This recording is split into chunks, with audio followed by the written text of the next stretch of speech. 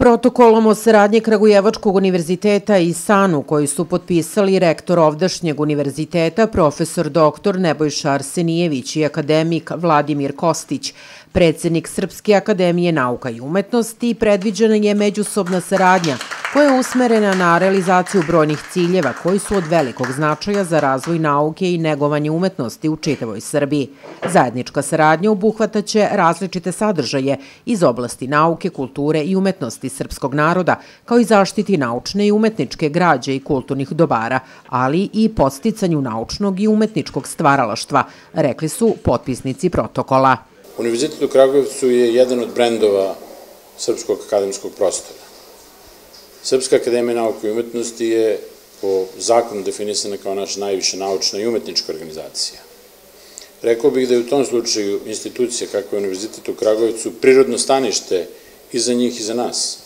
U pokušaju da posebno mladim ljudima u Srbiji pokažemo da je ovde i sada, kao što je to bilo nekad i tada, moguće da se bude i kreativan, da se nešto radi, da se pokreće i da se konačno svojim angažmanom ispuni život. U tom smislu mi i sada imamo primjere naših akademika u Kragujevcu, ali i čitav niz drugih akademskih radnika koji su prepoznati i u nauci, a bojim se i nedovoljno u mnogim drugim oblastima.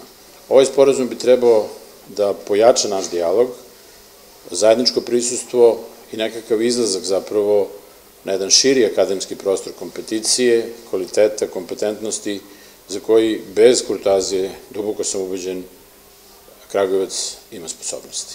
Ovim protokolom utvrđena je dugoročna saradnja u koju će ravnopravno biti uključene obe potpisnice, koje će poštovati standarde naučnog, istraživačkog i umetničkog rada, koji bi bili u obostranom interesu.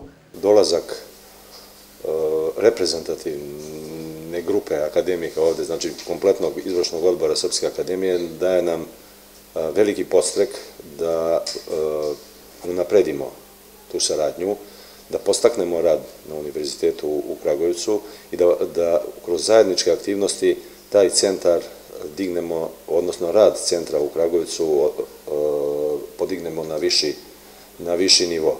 A kako će se on zvati, onako kako bude radio, tako će ime i zaslužiti. I nadamo se, jasno nam je da iz Srpske akademije sada duvaju malo drugačiji vetrovi.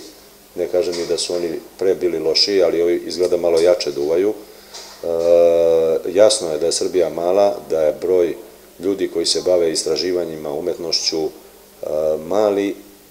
Dosta smo delili to, dosta smo oduzimali, vreme da saberemo snage i ja u tom smislu vidim i sve snage ću podržati ovu inicijativu koja je pre svega došla od Srpske akademije.